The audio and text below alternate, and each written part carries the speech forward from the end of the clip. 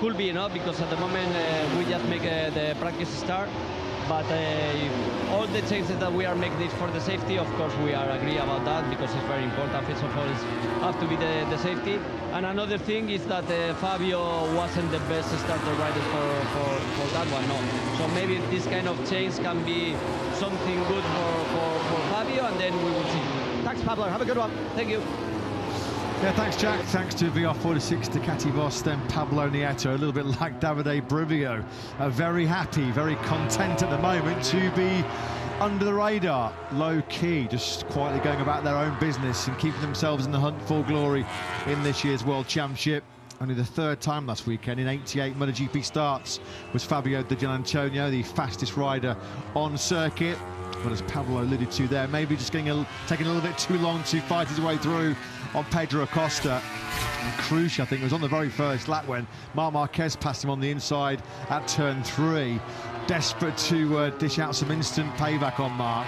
Going through 4, we saw twice Digia lose the rear, and it cost him a whole bunch of time in the very first sector of the Grand Prix.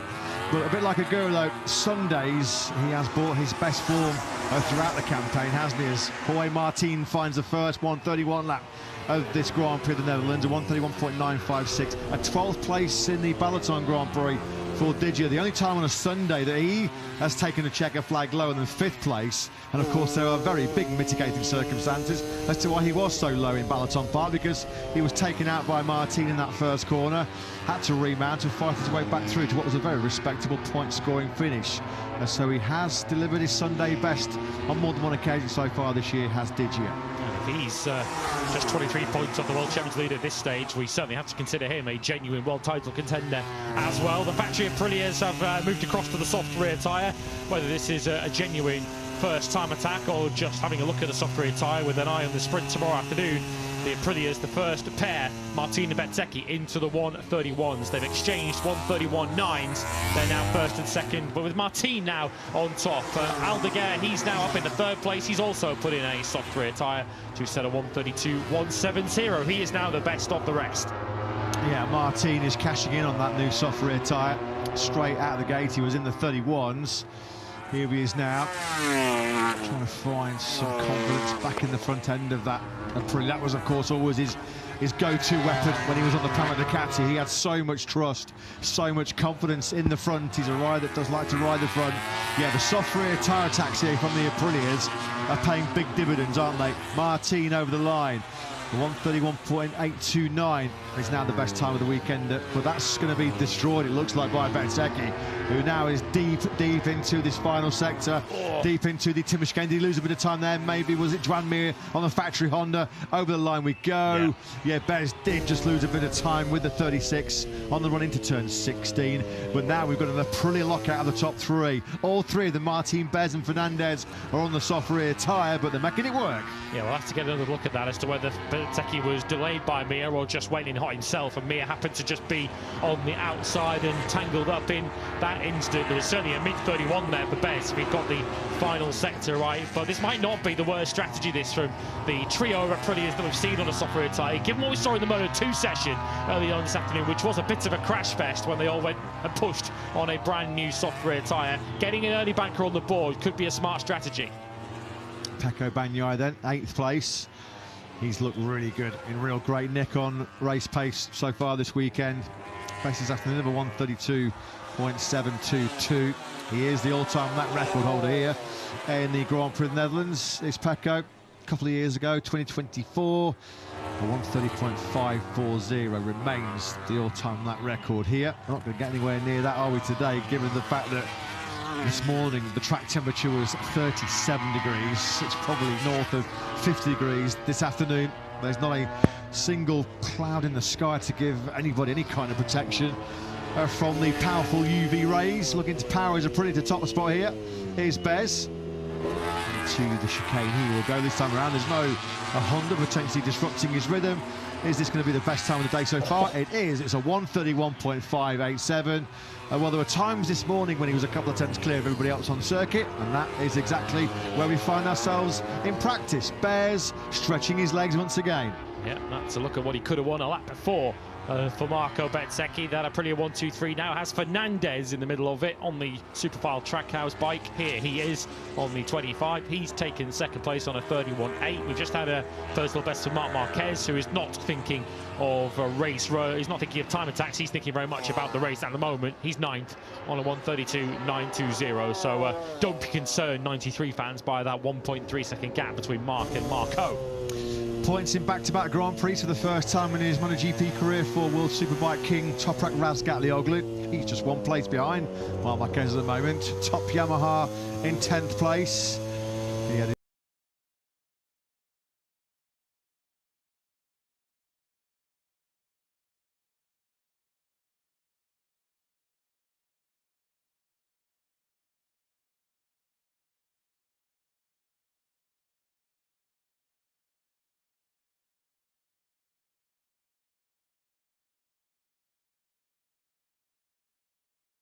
his best sprint last time out in Brno. Points in back-to-back Grand Prix for the first time in his MotoGP career for World Superbike King Toprak Razgatlioglu. He's just one place behind Marc Marquez at the moment. Top Yamaha in 10th place. He had his best sprint last time out in Brno. King Toprak Razgatlioglu. He's just one place behind Marc Marquez at the moment. Top Yamaha in 10th place. He had his best sprint last time out in Brno.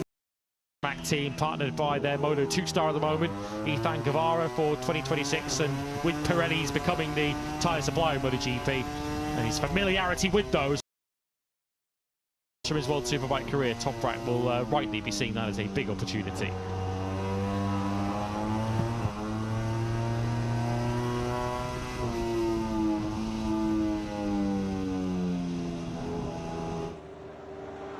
Well, as we saw there, Marc Marquez on that occasions we rode on board with him, safely negotiating turn 16, which did see him have a bit of a tip-off on the front end of that factory Ducati this morning. Still Marc just into the high 132s. We've just had Fabio Quartararo off camera going over the line. He's down to a low 133. Quartararo up to 12th, trying to make a fist of the honour for Top Yamaha this weekend. Augusto Fernandez just make it 5. Oh, that's a bit of a moment there on the X's. He just asked for the power there. Jorge Martin coming out of turn 5 and Struben, as we know, an all Aprilia top 4. Well, we had the historic all first ever Aprilia podium at the French Grand Prix Le Mans. Most recently in Mugello, we had the historic first ever Aprilia front row. We have never had an Aprilia top 4. French Grand Prix Le Mans. Most recently in Mugello, we had the historic first ever Aprilia front row. We have never had an Aprilia top 4. Surely we can't get that here this weekend. I mean, at the moment... It'd be quite the fight back, wouldn't it, after what's happened recently for Aprilia with Ducati, who, of course, it's not just Marc Marquez who's making a real chase of the factory Aprilias in the World Championship, but of course we've seen Marc Marquez, Fabio Di Gianantonio and Alex Marquez, 4 Ducati winners out of the last 6 in this 2026 MotoGP season, which it's easy to think of it as being an Aprilia dominated season so far, but their Riders' Championship advantage has shrunk down, with Di Gianantonio just 23 back, Marc Marquez 40 back in the World Championship. They're only 5 points ahead now in the Constructors' Championship, our Aprilia. So a circuit that was always expected to favour them much more than certainly Balaton Park did, and clearly more than Brno did, apart from, of course, the Agura performance. Aprilia at this stage, of course, they were the first ones to go for a brand new soft rear tyre, so we're expecting a Ducati response to come, but are the Noali brand trying to re-establish some supremacy in this 2026 season? So who's next? Best of the rest outside of the Aprilia Cup. It's Fermin Aldeguer with a 132.170.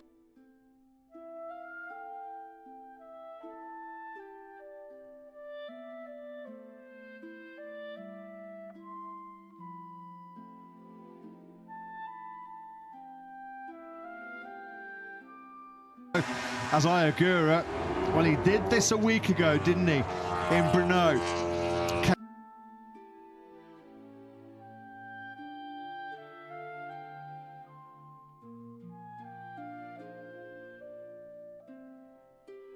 Boy, Martinez 3.5 tenths of a second.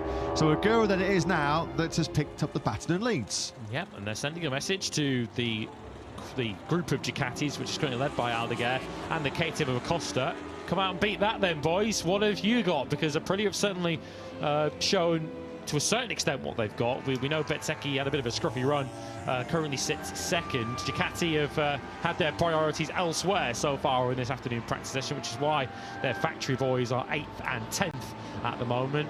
But Marc Marquez did tell us, and we've not been quite sure in recent weeks whether to believe Marc Marquez when he talks his expectations pre-weekend. Of course, he told us that he'd be happy to be within 10 seconds of the winning Brno. He was the winner in the end, but he did say this weekend is perhaps the last weekend where he has to suffer, perhaps has to think on the defence before he can truly attack at the Sachsenring and in the second half of the season. And certainly the form of so far today indicates that Marc might be right, that he has to think of the long-term picture and just bank some useful points if Aprilia continue to demonstrate this kind of potential.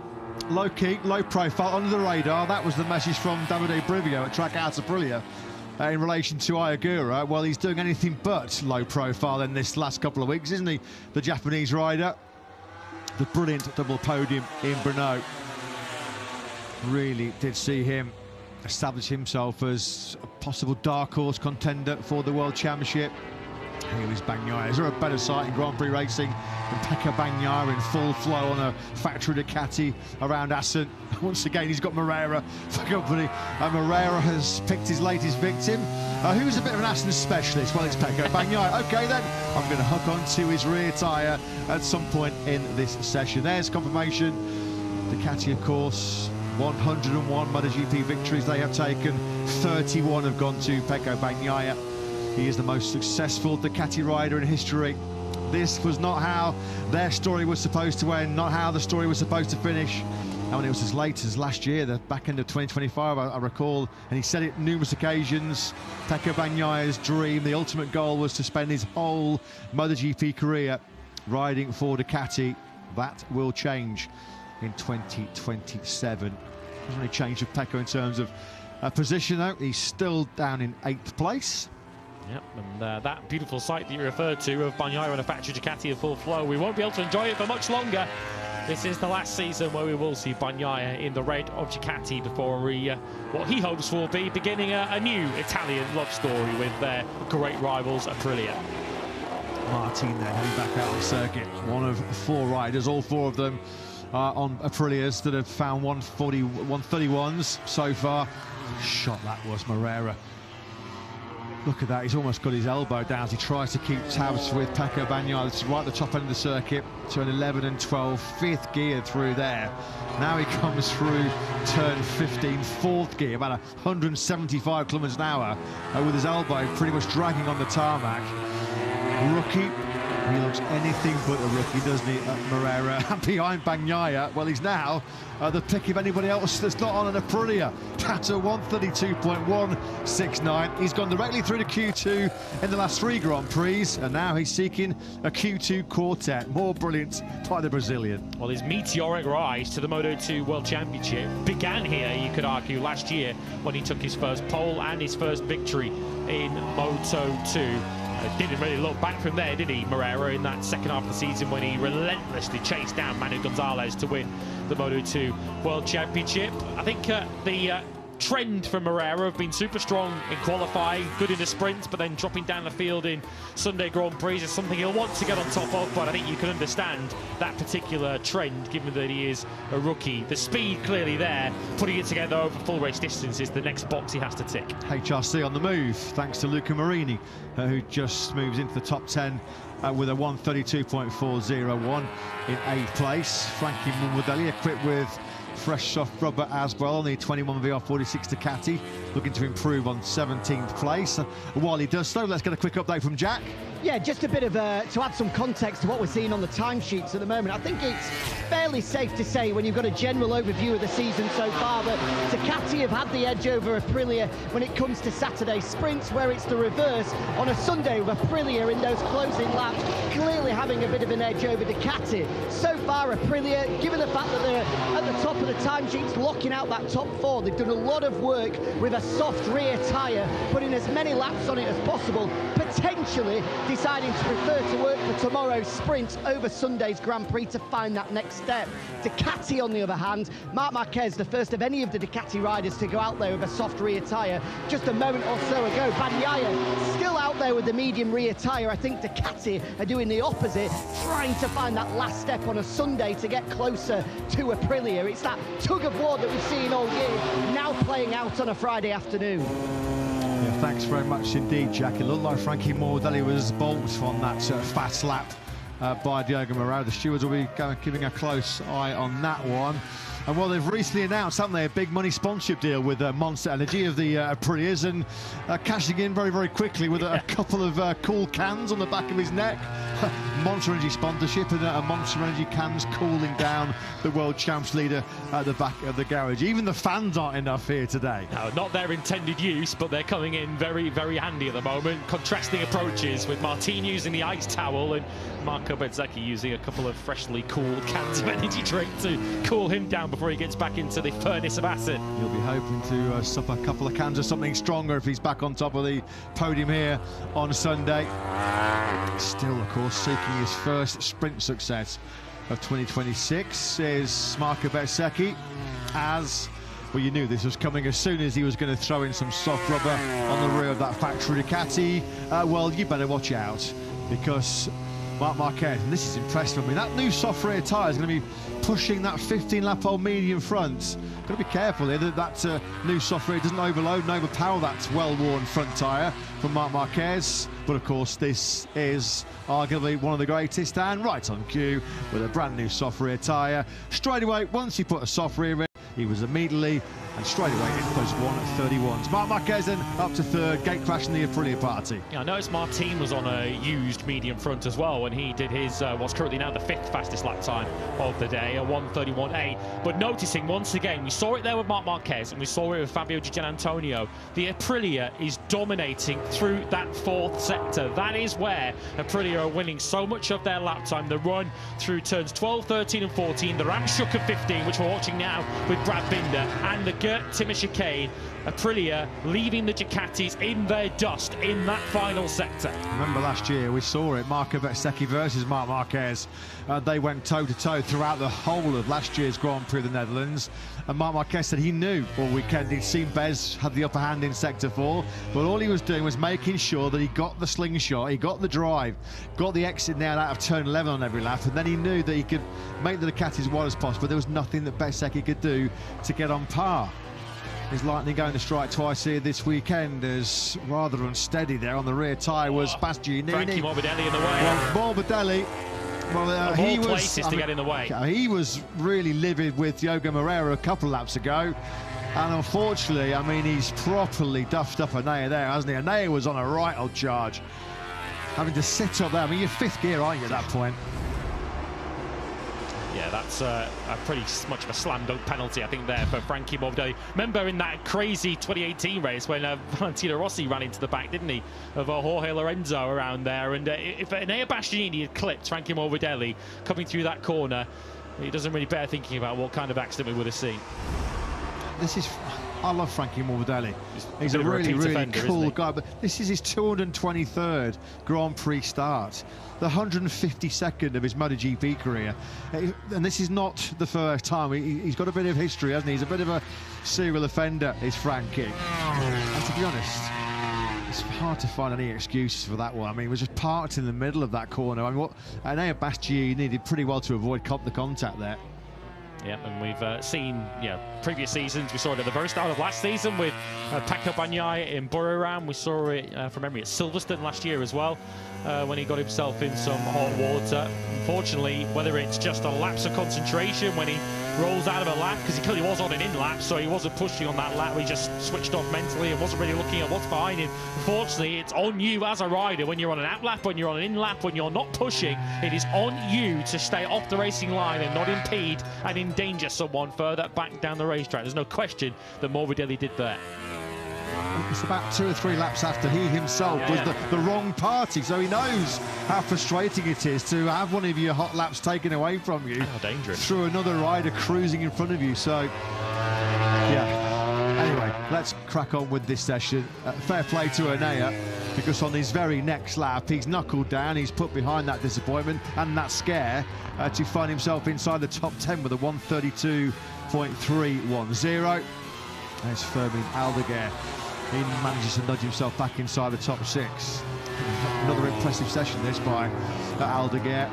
He's down to a 131.861.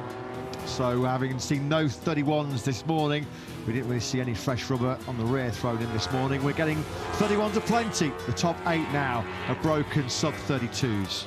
Pedro Acosta is about to get himself well into the mid-31s here. He's up at the halfway stage of his current lap. I'm sure we'll pick him up shortly. Bagnaia in 13th place, but a little bit of a false position really for Bagnaia. He's always the last, isn't he, to go for a soft rear tyre as he does the maximum homework possible on worn rubber. We do now pick up the future, I guess, of Ducati. Pedro Acosta still looking to put that KTM in amongst the Ducatis and Aprilias at the sharp end. Yeah, every single manufacturer in the world would have loved to have got the prize signature of Acosta on a contract for 2027 and beyond, but it's Ducati that won that race, as Acosta still seeking his first race win in MotoGP. He did say that is still one of the big challenges, one of the big goals that he has left to accomplish as the parts company. Of course, throughout his entire career, going back to rookies, he has been associated with Red Bull and with KTM. Yellow flags out the top end of the circuit, turns 11 and 12. Acosta up to 4. It is Aldeguer. Well, we were just waxing lyrical about Aldeguer, and this is a fast get-off for Aldeguer. More drama than for the Gresini Ducati rider who fractured his femur, didn't he, back in January. He's going to lose the rear. Unfortunately, he didn't pick him over the top. It's as he hit the lip of the gravel there, wasn't it, that he's potentially done some damage. Washing machine crash eventually for Aldeguer. Yeah, what started off as what looked like, if you can say it was a relatively harmless crash, it was, once he clipped over the curve on the gravel, just flipped him up and he was along for the ride. And let's not forget, this is a young man who fractured his femur in a training accident in Valencia right at the start of January. Still hobbling around. He's got quite a pronounced limp still as Aldeguer. When you catch him going around the paddock, he says the most comfortable he feels is actually on a 300 horsepower MotoGP bike. Everyday life, just getting out of bed is harder than riding a MotoGP bike, which is somewhat hard to fathom. Yeah, he'll wake up sore in bed tomorrow morning. We hope that Aldeguer is okay. The yellow flags are still out there at the far end of the circuit as they come out of the Duikersloot corner. So Pekka Bagnaia, who's just been sent out on his first brand new soft rear tyre of the afternoon, might not necessarily be the opportune moment to send him out there to get a time attack on the board with the recovery work taking place, not just for the motorcycle, but for what we hope is a relatively okay Fermin Aldeguer. 13 minutes of this practice session remaining, and Aldeguer in 7th place. That Q2 place for him will surely now come under serious threat. Bezzecchi on the charge, so too is Mir on the factory Honda. Mir has nailed the first sector as he looks to get himself inside the top 10. He's just outside of it right now in 11th. Bez has had to roll out of it, of course, for the yellow flags. So you can see how much time that's cost Marco Bezzecchi. Of course, first and foremost, we are hoping that Fermin Aldeguer is going to be a-okay after that nasty crash where he was sent somersaulting through the gravel trap. So head down once again for Bez. Yellow flags then finally have been cleared on the exit of turn 11. And there's Moreira now on the rear tyre of Martin.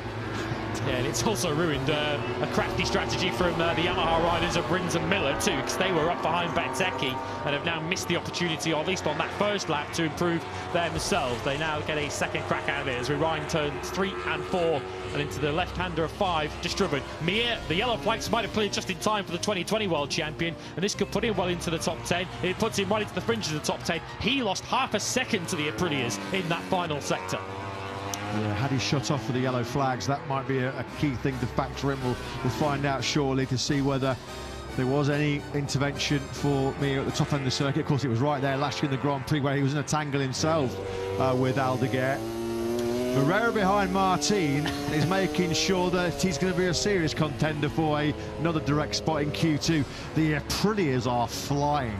The Aprilias are at the moment in another level, aren't they? Look at this by Bezzecchi and Martin. Moreira is doing an outstanding job just to go on the rear tyre right now of Martin. Yeah, we've got two Aprilias flying and someone being dragged along by an Aprilia who's also flying. Moreira could be about to take top spot away here from Mayora because he's closing invisibly on Martin, and he's getting a bit of a helping hand through this troublesome final sector if you're not on board an Aprilia. Slow as Alex Marquez. Look at Alex, just about 50 metres or so back at Martin and Moreira. Over the line we go then. Alex Marquez goes up into P3. What about Marco Bezzecchi? Yeah, Marco Bezzecchi with a bit of a game changer. Some lap that by Bez. A 131.123. It's put him over 3/10 clear of Agura. That was brilliant track position there by Alex Marquez. Got himself tucked in nicely behind Martin and Moreira, and he found a 131.701, which has lunged Alex up into third place. Furman Aldeguer, as you can see, is currently being transferred to the medical centre. Bagnaia not happy there, is he? And I don't blame him because he's down in 15th place, and that wasn't getting stopped at all for Harbach, the first corner. Fernandez now goes into second. It's an Aprilia 1-2-3 with Bezzecchi and the Trackhouse pair, and Marc Marquez goes ahead of his younger brother Alex. He's got to within 3/10 of the leading Aprilia of Marco Bezzecchi, and that's about as good as it's been looking for Ducati today. Martin then on the money once again. Top end of the circuit we go through the ball, turn 9. The two right-handers to negotiate before you are just building and building speed and momentum. This is where Aldeguer suffered his crash right on the inside curve there, trying to grab every millimetre of tarmac, trying to grab every millisecond of time there, wasn't he, Jorge Martin? That second's 131.123 though is some lap time, isn't it? As we pick up Fabio Quattraro at the complete opposite end of the timing screens. Well, that's a little bit better from Fabio, up 7 places from 20th to 13th. The lap time's gone for Martin in this final sector, but he does pick up a couple of places from 7th to 5th. And does that mean a 131.638 has got him secure for Q2? I don't know what on earth's going on with Maverick Vinales. I can say for certain that a 34.4 won't get him into qualifying 2. He's 3.3 seconds off the pace at the moment, down in 23rd place. I hope for his sake that we're yet to see a brand new soft rear tyre from Maverick Vinales, because he is a country mile away at the back of the field. Yeah, the Top Gun at rock bottom at the moment. Some rather barbed comments as well about his future with KTM and with Tech 3 in 2027 and beyond. Ralph Fernandez has just set his best lap time of the day. Impressive once again from the 25, a 131.300. Looking to wrestle back that second place is going to be Ayagura. Bit of a statement session this from Aprilia in general at the moment. First, second, third and 5th. And it's only the reigning world champion, Marc Marquez, who's able to get in amongst them at the moment. As we ride on board with Agura, is he about to get himself back ahead of his teammate, Ralph Fernandez? The answer is no, but it is his best lap time of the day on a 131.3. He's a half a tenth behind his teammate. It's Marc and Alex Marquez versus Aprilia right now, isn't it, really? The Marquez siblings 4th and 6th, respectively. 4 Aprilias locked in the top 5. Frankie Morbidelli's got himself up to 11th place. But you feel that he is going to have a very imminent appointment with Simon Crafart and the F1 MotoGP stewards post-practice. As Fabio Quattraro once again is the left foot off the peg as soon as Fabio Quattraro. We talked about this morning, we've talked about it over the last few Grand Prix. The split second that he feels like he's got a bit of grip, feels like it's now the time to attack and push. The Yamaha underneath him says, hold your horses, pal, you're going nowhere. And you can see from the head movements of Fabio Quattraro, he didn't have much complimentary to say about the bike either after that particular moment. What about Enea Bastianini, who was in the top 10 around 5 minutes ago? He's now been relegated down to 14th. He's going to need a 131 to get into the top 10. He hasn't found one. A 32.0 won't cut it. Yeah, he's not even a second away from Bez's leading pace right now as the Beast, but it's not good enough for Q2. On board with Fabio Di Gianantonio.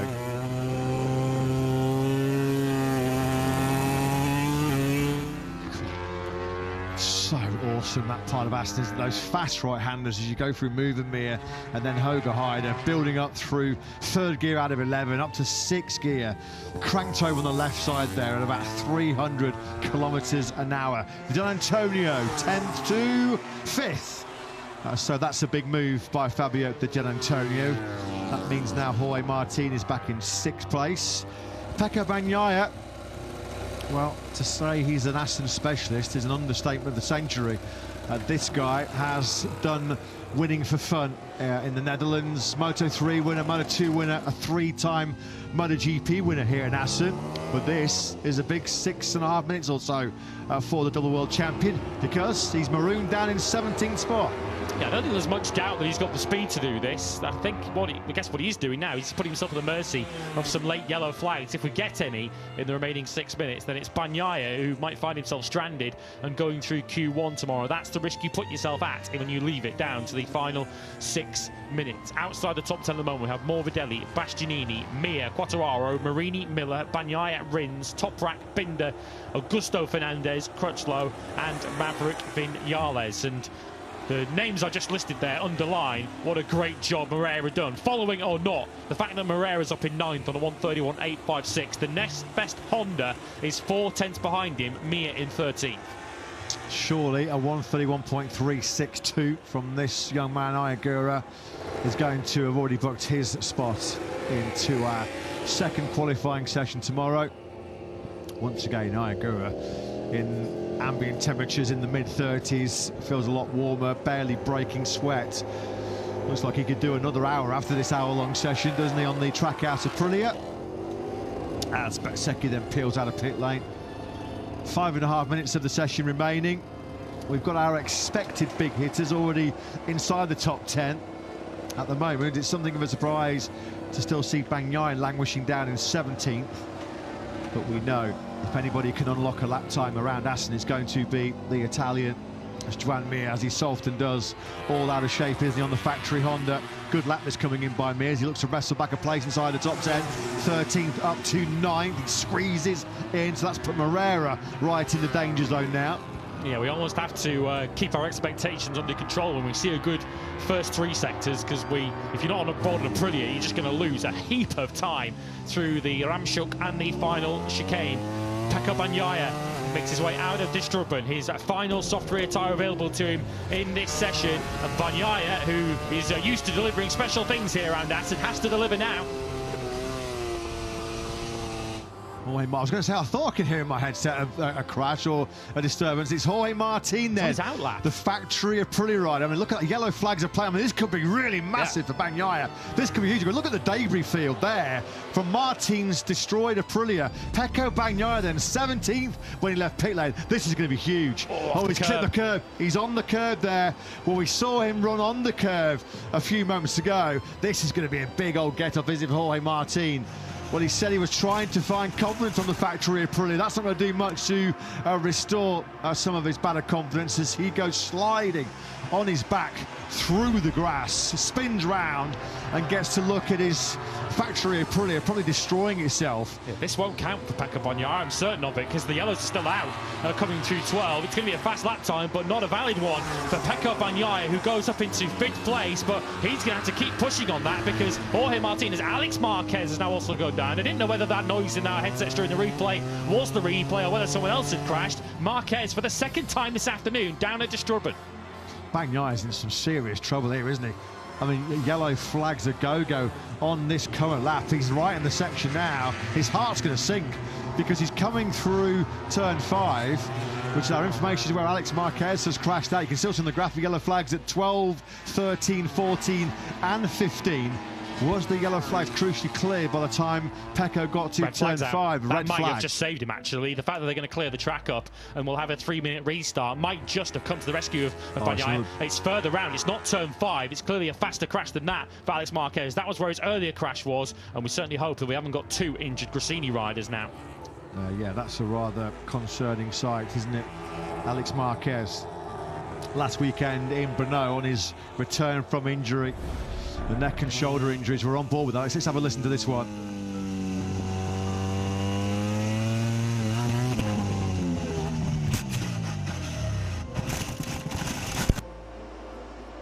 Big old get-off. That was on the acceleration point, wasn't it, between turns 10 and 11. Red flag then thrown with 3 minutes and 8 seconds of this practice session remaining. As Alex Marquez has crashed, Gresini Ducati GP26 gets removed from the scene. But of course, first and foremost, our concerns and our well wishes go to Alex. A neck fracture and 4 fractures in a right collarbone. this will be a tough one for Mark coming through that part of the circuit. So Alex Marquez then, it's been a bruising Friday afternoon for Gresini Ducati. Yeah, Fermin Aldeguer, our latest information is that he went to the medical centre after he crashed a corner further round. He crashed through turn 12, the Moevenmeer corner, and Alex Marquez high-siding in between 10 and 11. The Mandeveen and the Duikersloot, confirmation that he is at least conscious, but clearly in a fair chunk of pain. Hopefully that pain subsides. There he is, at least sat upright. But clearly he's been bashed around a bit, and that's a rider who has had his fair share of knocks lately. I would not be surprised if this might be the end of Alex Marquez's Grand Prix of the Netherlands. He withdrew, didn't he, last weekend in Renault after qualifying. He's been really shaken up by this one. He wants to get up himself, doesn't he? But I think he might need to take the advice and just jump on a stretcher. Yeah, you just wonder. He erred on the side of caution last weekend in Renault. Got through Friday practice, got through qualifying, and then decided to withdraw to give himself the best chance of being stronger and more competitive here in Assen. Well, yeah, Alex, battered, bruised, is able to at least walk away from the crash with the assistance of the medical team here, who were rapidly on the scene, as always, in Assen, and as they are all around the world. Another high-profile Spaniard, Jorge Martin, had a pretty fast get-off himself at the end of this session. Look how quick this is going to go for Jorge. Boy, unsettled on the edge of the curve there, going through turn 12. I mean, through there, you are hauling, you are motoring, fifth gear, about 250 kilometers an hour when that front washes out for the 2024 world champion.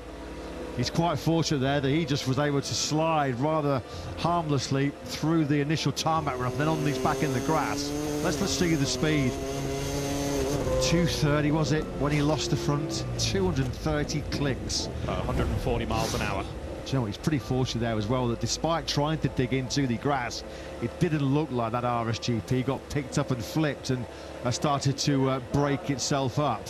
Pit lane then will reopen in just under 2 minutes time, 16:02 local time, as you can see from the graphic in the top right corner of the screen. And this now, well, Pecco Bagnaia, all eyes, pit lane exit, Pecco. All eyes on the double world champion. 17th fastest he was when we had the red flag for the Alex Marquez crash. Let's go down to Jack for some information on the Italian. Yeah, the big question is, have Ducati got another soft rear tyre to throw at Pecco Bagnaia to try and get him inside the top 10? Or is he going to have to do this on used rubber? With only 3 minutes left in the session, sensible thinking would lead you to think that everybody has used up their soft rear tyre allocation ahead of tomorrow. So he might have to do this on a used rear tyre, which is going to take something pretty special for Bagnaia. I'm stood at the back of the number 63 machine waiting to see what he's got at his disposal. Well, thanks very much, Jack. He has to find something better than a 1:31.856. That's the time that at the moment, which has Moreira occupying that crucial last direct spot into Q2. Pit lane then will be open in 40 seconds time. It's one time lap, isn't it, from here? 3 minutes and 8 seconds. An out lap is going to take you probably about a minute 40, minute 45, something like that. So by the time you come back round again, you're going to get one shot at this. And I said earlier on, didn't I, that Bagnaia is a bit of a specialist around this circuit.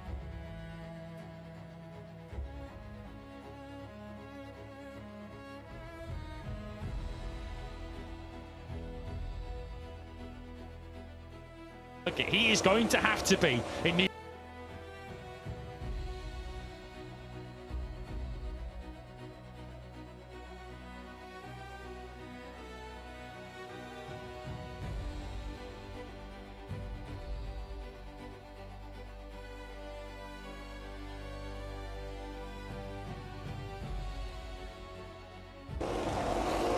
This could...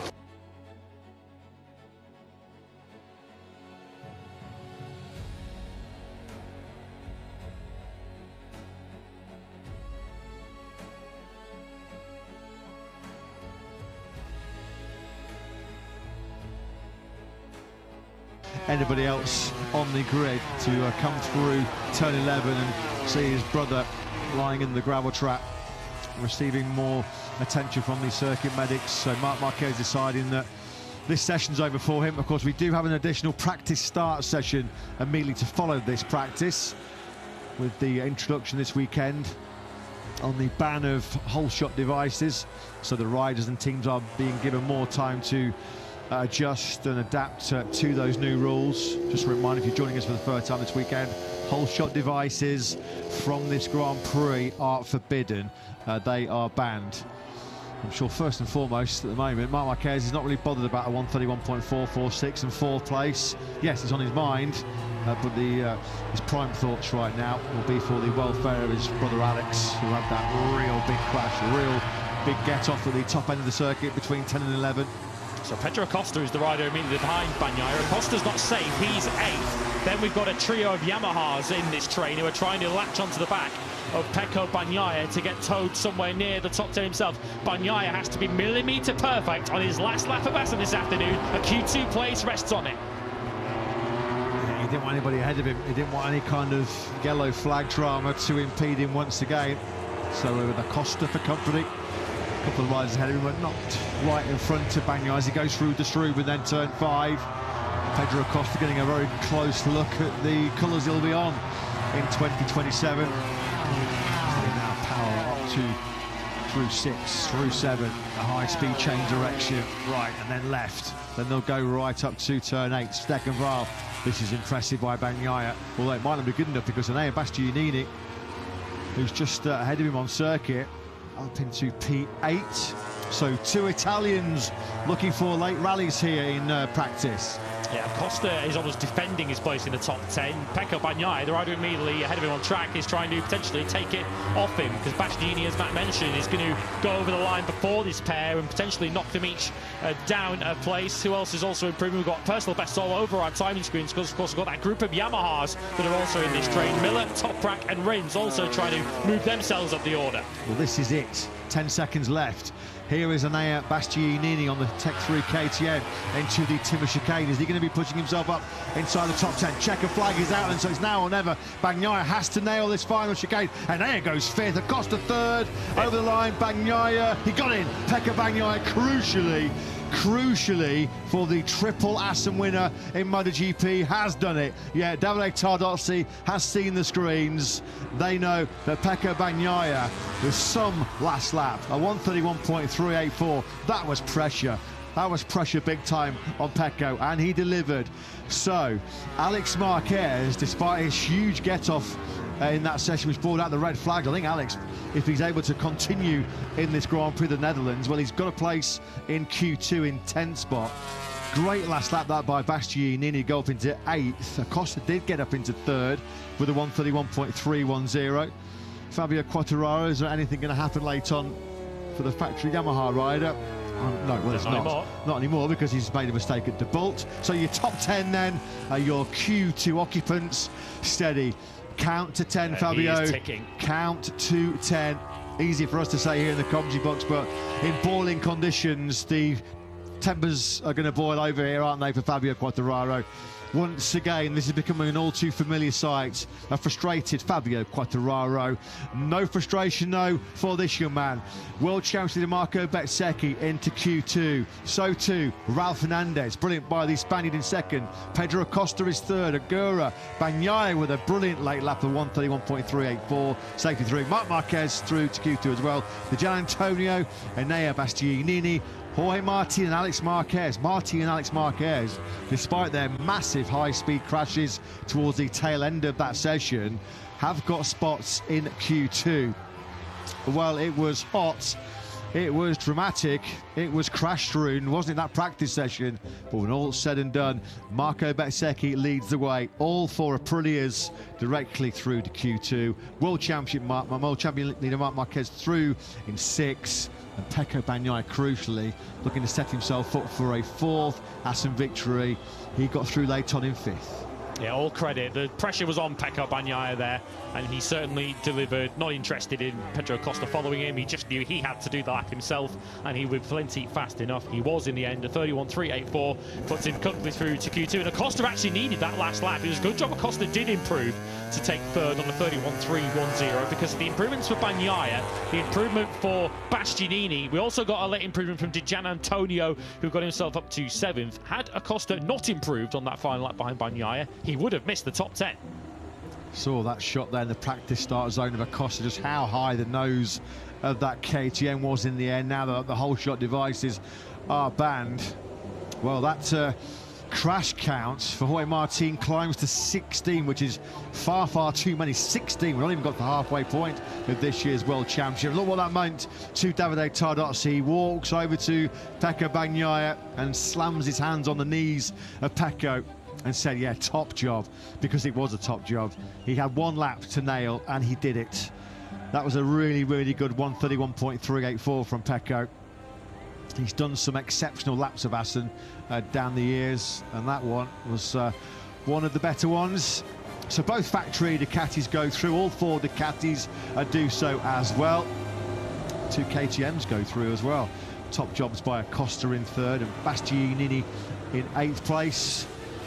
Alex Marquez then. Of course, we hope that there's been no serious injury for Alex and that he is going to be able to continue this weekend, because he is through the Q2. Feel like there's maybe a steward's appointment coming for Frankie Morbidelli and Diogo Moreira in a separate instance of those two were involved, although one of them did involve the pair of them at one stage in that practice session. Morbidelli was 11th, Moreira 13th. Wherever they qualify tomorrow, they may well be relegated further places down the field after they were clearly caught up in a couple of major talking points in that session. Yeah, my heart of hearts, and I am a sympathetic soul. I'm struggling to summon up a defence for Frankie Morbidelli in particular, with the incident that we saw when he got in the way of Enea Bastianini. So 4 Ducatis, 4 Aprilias and 2 KTMs through automatically to qualifying 2, which means that there is no representation at the moment, at least, for any Japanese motorcycles, with Moreira and Mir on their respective Hondas just outside the top 10. Mir 12th, Moreira 13th, and Quartararo, whose fist nearly went through the screen on a couple of occasions in his factory Yamaha. He was at least their leading rider in 15th place. Fabio Quartararo has still got 13 Grand Prix left as a factory Yamaha rider. 2026, and his story with the Iwata factory cannot reach its conclusion soon enough, can it, for the 27-year-old Frenchman, who day by day seems to get more of a dejected and frustrated and perhaps more significantly a demotivated figure. Just to remind then, upcoming is the second of our practice start sessions. No whole shot devices to increase safety at the start. That message from MotoGP race director Graham Webber. What a performance, what a last lap that was by Pecco Bagnaia. World champion Marc Marquez also directly through to Q2. Let's get some thoughts from Davide Tardozzi with Jack. Yeah, great to be joined by Davide. That was a big lap from Pecco, under the biggest pressure imaginable as well. We could see when he came into the box, you liked it, giving him a good tap on the shoulder. Yeah, he said keep fighting, keep focus, and they did it when he was in the tire. So yeah, absolutely happy. And even on Mark's side, we didn't want to make another lap because he was enough. So this is tomorrow. But anyway, in this moment, we see that Rezeki is really in form on this track, like he's been every time in Assen. But yeah, we have to collect the maximum points on Sunday. That's the goal. Seems after a difficult period for Aprilia, so far today they've really fought back today. You're quite concerned by the level that all 4 of the Aprilias have shown. Yeah, on this track they always perform very well, but difficult track because they've been unlucky, but they have the speed. So the unlucky is one thing, the speed is another story, and they have it. And I think that Rezeki deserves to lead the championship because, yeah, sure he's been unlucky, but now he's there and he's the rider to beat.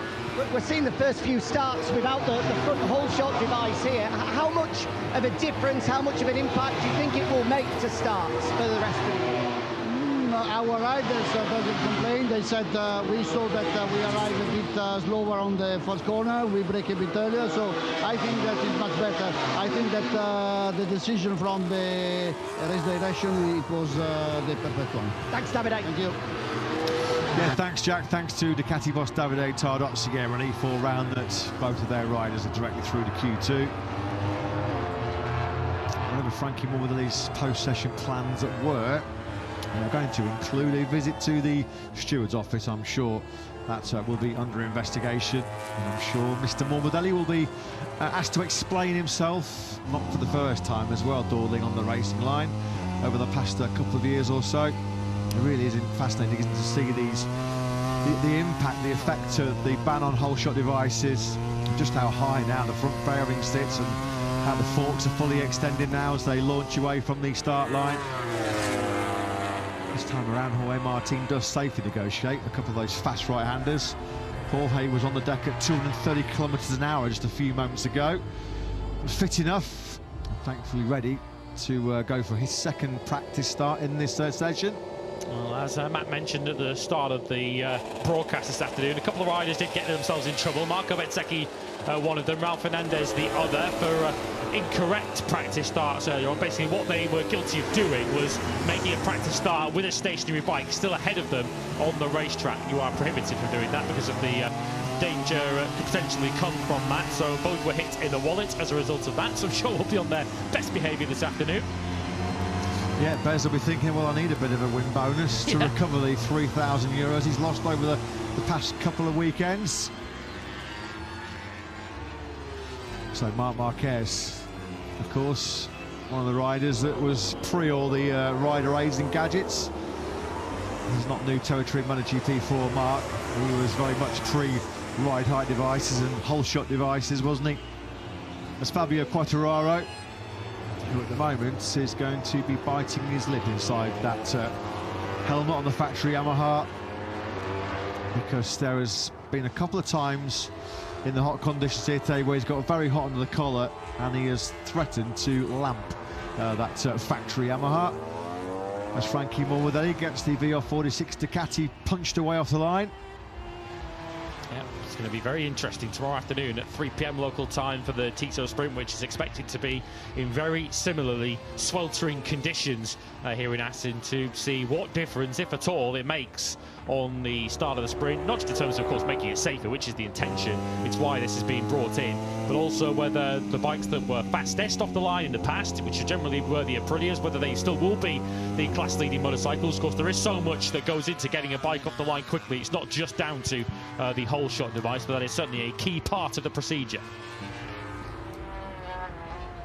So Marc Marquez still feels like, despite the fact that he's won the last 2 Grand Prix in Balaton and Brno, he feels like he's still not fully on the attack, he's not fully on the offensive. His idea, his master plan here in Assen is to get through this weekend, much like Mugello, in survival mode. And then he said, didn't he, over the last couple of weeks, his beloved the Sanctuary, where in past years he could turn up blindfolded with one arm and still win. Well, that's when Marc Marquez feels like that's when he'll be in attack mode. That's when he can really get back on the front foot and try and put some pressure on the Aprilias ahead of him in the World Championship. Another good day by Marc. Another really, really strong day. No Honda straight into Q2 for the first time then since Jerez. That gives you an indication of some of the recent improvements that HRC have been making. First time in 4 Grand Prix we don't see Diogo Moreira advance straight through into our second session. He was 13th. That was 1 place behind Joan Mir. Fermin Aldeguer, unfortunately, did pay dearly for his heavy crash in that 60-minute session. He was top 6 when he was on the floor on the exit of turn 11, and he got pushed back down to 14th place. Unfortunately, on a very tough Friday in Assen for the Gresini Ducati squad. Both of their riders are undergoing assessment and treatment in the Circuit Medical Centre. Battle scars as well for the Martinator. But no problemo. After an instantly forgettable Brno Grand Prix in Czechia, after one of the toughest weekends of his Grand Prix career, Marco Bezzecchi has shown the good side, which we know and love, because he's been fastest in both practice sessions here on Friday. He looked every inch the World Championship leader today, didn't he? Marco Bezzecchi quickest in both sessions. Ralph Fernandez second, ahead of Pedro Costa, whose late lap lifted him up to 3rd. Igor 4th. Bagnaia delivered right at the death to take 5th, ahead of Marc Marquez and Fabio Di Gianantonio.